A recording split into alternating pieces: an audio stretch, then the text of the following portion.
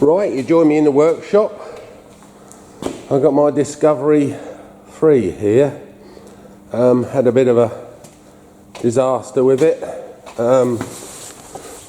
The bracket that holds the oil pump on snapped off, and the oil pump is driven from the timing belt. So I now need a V6 2.7 turboed engine. They all tell me it will cost more to fix than it is worth, and well, they're telling me £4 grand, anything from £3 to £4 to fix my engine. The bracket snapped off somewhere off the mountain, I'm not quite sure where, that drives the oil pump. The fact is, the oil pump let go, which could have damaged the bottom end of the engine, and they say it's 24 valves, and they reckon push rod's bent, cams could be bent, lots of things could be wrong with it, but they do reckon when these go, they destroy themselves. So the best thing to do is find another engine. Well, I've been told that a Jaguar S-Type 2.7 engine will fit straight in here, and the Jaguar S-Types were a very unpopular car, ugly as hell, and a lot of people liked them, and had a bad habit at the back end going rotten at around about 50,000-60,000 miles. So you can normally pick one up between £500 and £1,500. So depending on the miles that are on it. So I'm looking for one of those at the moment. But do you know how you get this bloody engine out of this thing? You have to lift the body shell off. You don't take the engine out, you take the body shell off, so you've got the chassis sitting there with the fucking engine in it, with the engine in it. You can take it out without doing that, but it's absolute nightmare, I've been told. You'll do it quicker by taking the body shell off. But there you go. I've seen it done on YouTube, but they reckon an hour and a half to get the body shell off, so we shall see. So this is a job I'm going to be doing next week, hopefully, if all goes well. That's one of the projects I've got in here. The other is the old Kawasaki Mule. She's had a leaky engine seal for a long while now down this end.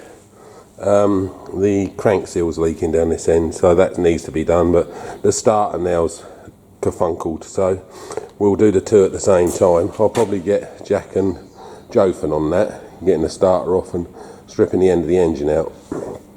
So it's a useful little wheelbarrow, you know. It'll be lost without it, so well, it won't be lost without it, but it's a lot easier with it. And the other thing which I'm going to be doing today is my muck bucket. Somebody neglected to lock it on, and that somebody was me, so I'll take the blame. And I picked up a bucket full of muck, shut the claw, which unlocked the bucket from the headstock, and it fell off the headstock and ripped all the pipes off. So I've got to replace all the pipes, so well, not all of them, but sort of 70% of them. So we put new pins in it and what have you, and we've just got to replace the pipes now off the ends of the rams to a point on the back of the bucket here, and then some quickie couplings to go in the headstock of the loader. It isn't going to be as expensive job as everybody says. Oh, those pipes will cost you this, those pipes will cost you that. Those pipes will cost me tuppence halfpenny, because I have one of these, which is a pipe crimping machine. I keep 3 sizes of pipe. I keep that size, which I believe is 1/4. Yeah, that's 1/4. And I keep, I only got a little bit of this left, but I don't. I either keep this one, which is 3/8, and I keep this one, which is 1/2 inch, I believe. PSI. Yep, 1/2 inch. This one's 1/2 inch. That's more or less trailer tipping pipe. This is like power steering rams on a combine or something, and this one is your most popular. That's your most popular, the 1/2 inch. That's all on the bale chasers, that's all on everything. And the amount of times I've used that machine on a Sunday. I've had Pyrotech in for a couple of big ones because I can't do the really big ones.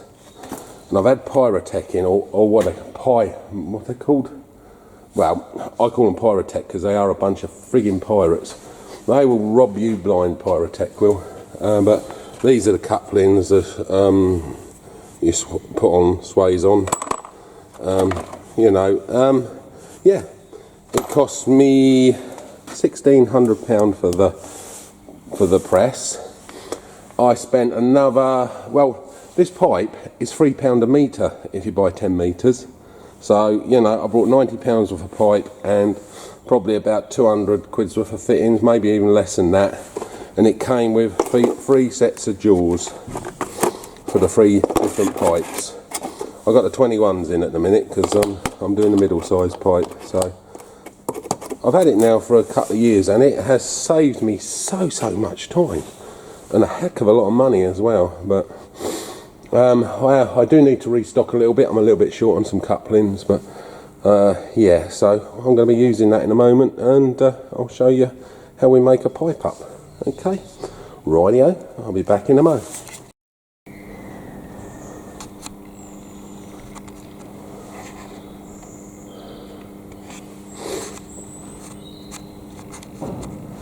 Right, I hope there's enough battery in there to do this bit, but it is very low. I've got my bit of pipe here ready cut. I'm going to put a 90 elbow on it. So I've got 90 elbow here, and you just push your collar on, like so.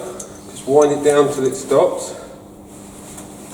Get it right on so it's right down in the bottom. Now there's a bit of a plastic thing on there, which depicts how far you go in, which is that far. Right, so that's all in there. You just stick it in the swaying machine. You open it up a bit. Got 2 right angled ends, so you need to just open it up, push it through, shut that off, and then you've got to pump it shut for a minute, take out like the slack, like jack.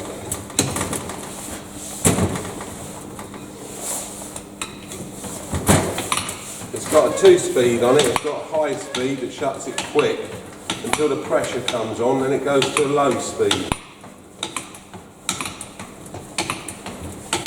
You can get electric ones, but mine is a hand cranked one. The electric ones you can have a couple more grand on them. So, but yeah, gets the job done, and it works on a Sunday. And it doesn't cost you an arm and leg. I had Pyrotech in, and it cost me a lot of money to get one pipe done, and I was unbelievable.